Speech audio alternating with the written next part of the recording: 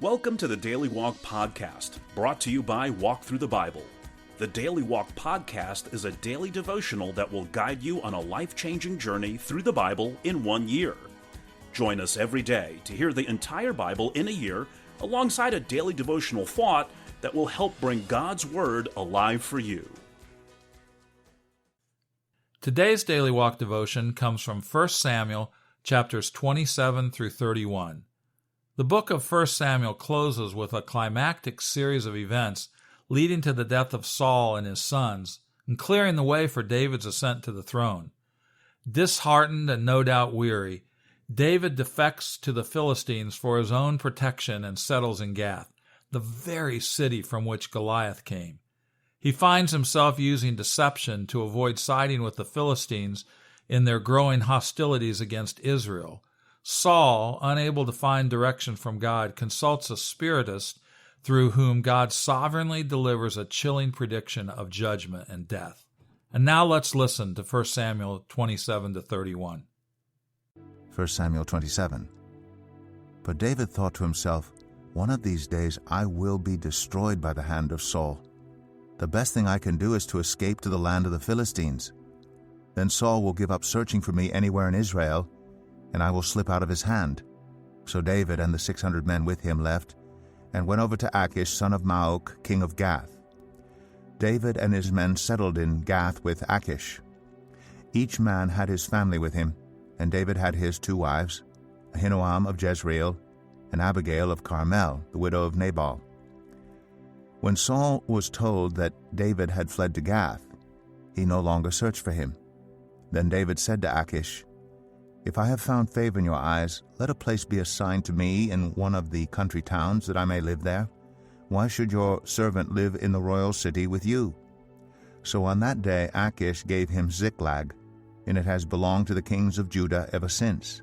David lived in Philistine territory 1 year and 4 months. Now David and his men went up and raided the Geshurites, the Girzites, and the Amalekites. From ancient times these peoples had lived in the land extending to Shur and Egypt. Whenever David attacked an area, he did not leave a man or woman alive, but took sheep and cattle, donkeys and camels and clothes. Then he returned to Achish. When Achish asked, "Where did you go raiding today?" David would say, "Against the Negev of Judah, or against the Negev of Jerahmeel, or against the Negev of the Kenites." He did not leave a man or woman alive to be brought to Gath, for he thought, they might inform on us and say, "This is what David did." And such was his practice, as long as he lived in Philistine territory. Achish trusted David and said to himself, "He has become so obnoxious to his people, the Israelites, that he will be my servant for life." 1 Samuel 28. In those days the Philistines gathered their forces to fight against Israel. Achish said to David, "You must understand that you and your men will accompany me in the army." David said, "Then you will see for yourself what your servant can do." Achish replied, "Very well, I will make you my bodyguard for life." Now Samuel was dead, and all Israel had mourned for him and buried him in his own town of Ramah. Saul had expelled the mediums and spiritists from the land. The Philistines assembled and came and set up camp at Shunem, while Saul gathered all Israel and set up camp at Gilboa. When Saul saw the Philistine army, he was afraid. Terror filled his heart. He inquired of the Lord, but the Lord did not answer him by dreams or Urim or prophets. Saul then said to his attendants, "Find me a woman who is a medium, so I may go and inquire of her." "There is one in Endor," they said. So Saul disguised himself, putting on other clothes, and at night he and 2 men went to the woman. "Consult a spirit for me," he said, "and bring up for me the one I name." But the woman said to him, "Surely you know what Saul has done. He has cut off the mediums and spiritists from the land. Why have you set a trap for my life to bring about my death?" Saul swore to her by the Lord, "As surely as the Lord lives, you will not be punished for this." Then the woman asked, "Whom shall I bring up for you?" "Bring up Samuel," he said. When the woman saw Samuel, she cried out at the top of her voice and said to Saul, "Why have you deceived me? You are Saul."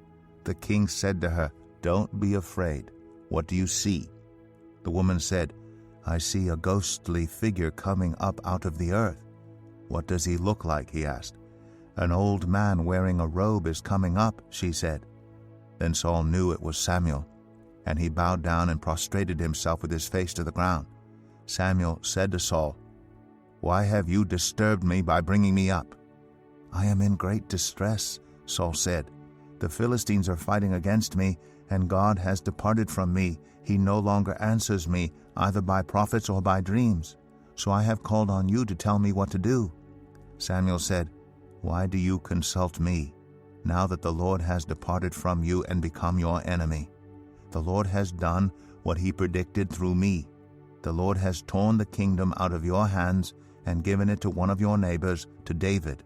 Because you did not obey the Lord or carry out his fierce wrath against the Amalekites, the Lord has done this to you today. The Lord will deliver both Israel and you into the hands of the Philistines, and tomorrow you and your sons will be with me. The Lord will also give the army of Israel into the hands of the Philistines." Immediately Saul fell full length on the ground, filled with fear because of Samuel's words. His strength was gone, for he had eaten nothing all that day and all that night. When the woman came to Saul and saw that he was greatly shaken, she said, "Look, your servant has obeyed you. I took my life in my hands and did what you told me to do. Now please listen to your servant, and let me give you some food so you may eat and have the strength to go on your way." He refused and said, "I will not eat." But his men joined the woman in urging him, and he listened to them. He got up from the ground and sat on the couch. The woman had a fattened calf at the house, which she butchered at once. She took some flour, kneaded it, and baked bread without yeast. Then she set it before Saul and his men, and they ate. That same night they got up and left. 1 Samuel 29. The Philistines gathered all their forces at Aphek, and Israel camped by the spring in Jezreel. As the Philistine rulers marched with their units of hundreds and thousands, David and his men were marching at the rear with Achish. The commanders of the Philistines asked, "What about these Hebrews?" Achish replied, "Is this not David, who was an officer of Saul, king of Israel? He has already been with me for over a year, and from the day he left Saul until now I have found no fault in him." But the Philistine commanders were angry with Achish and said, "Send the man back, that he may return to the place you assigned him. He must not go with us into battle, or he will turn against us during the fighting. How better could he regain his master's favor than by taking the heads of our own men? Isn't this the David they sang about in their dances? Saul has slain his thousands, and David his tens of thousands."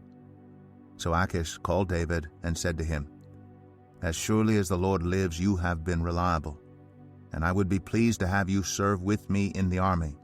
From the day you came to me until today, I have found no fault in you. But the rulers don't approve of you. Now turn back and go in peace. Do nothing to displease the Philistine rulers." "But what have I done?" asked David. "What have you found against your servant from the day I came to you until now? Why can't I go and fight against the enemies of my lord the king?" Achish answered, "I know that you have been as pleasing in my eyes as an angel of God. Nevertheless, the Philistine commanders have said, 'He must not go up with us into battle.' Now get up early, along with your master's servants who have come with you, and leave in the morning as soon as it is light." So David and his men got up early in the morning to go back to the land of the Philistines, and the Philistines went up to Jezreel. 1 Samuel 30. David and his men reached Ziklag on the third day. Now the Amalekites had raided the Negev and Ziklag. They had attacked Ziklag and burned it, and had taken captive the women and everyone else in it, both young and old. They killed none of them, but carried them off as they went on their way. When David and his men reached Ziklag, they found it destroyed by fire, and their wives and sons and daughters taken captive. So David and his men wept aloud until they had no strength left to weep. David's two wives had been captured, Ahinoam of Jezreel and Abigail, the widow of Nabal of Carmel. David was greatly distressed because the men were talking of stoning him, Each one was bitter in spirit because of his sons and daughters. But David found strength in the Lord his God. Then David said to Abiathar the priest, the son of Ahimelech, "Bring me the ephod." Abiathar brought it to him, and David inquired of the Lord, "Shall I pursue this raiding party? Will I overtake them?" "Pursue them," he answered. "You will certainly overtake them and succeed in the rescue." David and the 600 men with him came to the Besor valley, where some stayed behind. 200 of them were too exhausted to cross the valley, but David and the other 400 continued the pursuit. They found an Egyptian in a field and brought him to David. They gave him water to drink and food to eat, part of a cake of pressed figs and 2 cakes of raisins. He ate and was revived, for he had not eaten any food or drunk any water for 3 days and 3 nights. David asked him, "Who do you belong to? Where do you come from?" He said, "I am an Egyptian, the slave of an Amalekite. My master abandoned me when I became ill 3 days ago. We raided the Negev of the Kerethites, some territory belonging to Judah, and the Negev of Caleb, and we burned Ziklag." David asked him, "Can you lead me down to this raiding party?" He answered, "Swear to me before God that you will not kill me or hand me over to my master, and I will take you down to them." He led David down, and there they were, scattered over the countryside, eating, drinking, and reveling because of the great amount of plunder they had taken from the land of the Philistines and from Judah. David fought them from dusk until the evening of the next day, and none of them got away, except 400 young men who rode off on camels and fled. David recovered everything the Amalekites had taken, including his 2 wives. Nothing was missing, young or old, boy or girl, plunder or anything else they had taken. David brought everything back. He took all the flocks and herds, and his men drove them ahead of the other livestock, saying, "This is David's plunder." Then David came to the 200 men who had been too exhausted to follow him, and who were left behind at the Besor valley. They came out to meet David and the men with him. As David and his men approached, he asked them how they were. But all the evil men and troublemakers among David's followers said, "Because they did not go out with us, we will not share with them the plunder we recovered. However, each man may take his wife and children and go." David replied, "No, my brothers, you must not do that with what the Lord has given us. He has protected us and delivered into our hands the raiding party that came against us. Who will listen to what you say? The share of the man who stayed with the supplies is to be the same as that of him who went down to the battle. All will share alike." David made this a statute and ordinance for Israel from that day to this. When David reached Ziklag, he sent some of the plunder to the elders of Judah, who were his friends, saying, "Here is a gift for you from the plunder of the Lord's enemies."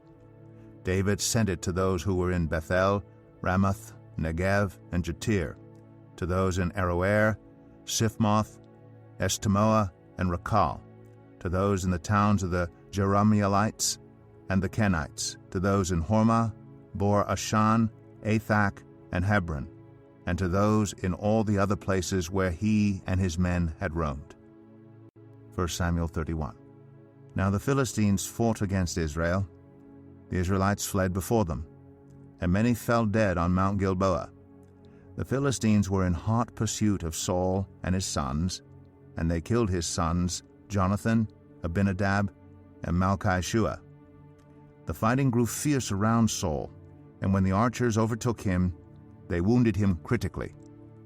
Saul said to his armor-bearer, "Draw your sword and run me through, or these uncircumcised fellows will come and run me through and abuse me." But his armor-bearer was terrified and would not do it. So Saul took his own sword and fell on it. When the armor-bearer saw that Saul was dead, he too fell on his sword and died with him. So Saul and his 3 sons and his armor-bearer and all his men died together that same day. When the Israelites along the valley and those across the Jordan saw that the Israelite army had fled, and that Saul and his sons had died, they abandoned their towns and fled. And the Philistines came and occupied them. The next day, When the Philistines came to strip the dead, they found Saul and his 3 sons fallen on Mount Gilboa. They cut off his head and stripped off his armor, and they sent messengers throughout the land of the Philistines to proclaim the news in the temple of their idols and among their people. They put his armor in the temple of the Ashtoreths and fastened his body to the wall of Bethshan. When the people of Jabesh Gilead heard what the Philistines had done to Saul, all their valiant men marched through the night to Bethshan. They took down the bodies of Saul and his sons from the wall of Bethshan and went to Jabesh, where they burned them. Then they took their bones and buried them under a tamarisk tree at Jabesh, and they fasted 7 days. Here's our Daily Walk devotional thought for today. In modern English, the word tragedy is used to describe any adversity, no matter its cause. But more specifically, a tragedy is a calamity that results from a wrong decision based upon a flawed character. Using this definition, Saul's life was truly a tragedy. It held so much promise of success both for him and for the nation, yet it ended in defeat and disgrace, all because of his pride and self-will. Becoming a Christian doesn't mark the end of our battle with sin and temptation. In many ways, it marks the beginning. As a Christian, we will have a sin nature that seeks to express itself in our daily actions. We have a personal will that desires to direct our lives, and both need to come under the control of Jesus Christ. Thank you for joining us today for the Daily Walk Podcast from Walk Thru the Bible. Be with us tomorrow as we continue our life-changing journey through the Bible in a year. Love this episode of the Daily Walk Podcast? We'd love for you to rate and give us a review on iTunes or Google Play. Make sure you subscribe so you won't miss an episode as we walk through God's Word together. For more resources to help you live God's Word, visit walkthru.org. That's WALKTHRU.org. Walk through the Bible. Take a walk, change the world.